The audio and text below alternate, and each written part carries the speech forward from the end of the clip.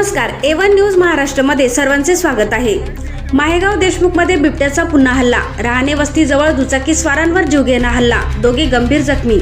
बिबट्याच्या दहशतीने माहेगावकर पुन्हा हादरले।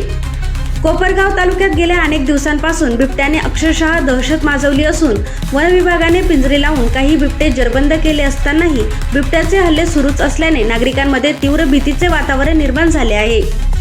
आज शनिवारी 24 जानेवारी रोजी सायंकाळी सुमारे 8 वाजता माहेगाव देशमुख येथील राहणे वस्ती परिसरात बिबट्याने पुन्हा एकदा थरारक हल्ला केला। दुचाकीवरून जाणाऱ्या 2 नागरिकांवर अचानक झडप घालत बिबट्याने जोरदार हल्ला चढवला।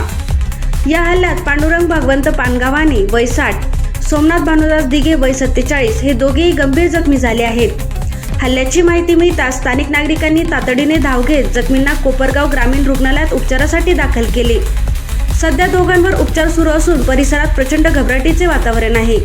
या घटनेची माहिती मिळताच कोपरगाव विधानसभा मतदारसंघाचे आमदार आशुतोष दादा काळे यांनी तातडीने रुग्णालयात भेट देत जखमींची विचारपूस केली।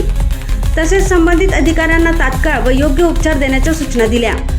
महत्त्वाचे म्हणजे माहेगाव देशमुख शिवारात ही दुसरी बिबट्याची घटना घडली असून यापूर्वीही बिबट्याच्या हालचाली मोठ्या प्रमाणात वाढल्या आहेत।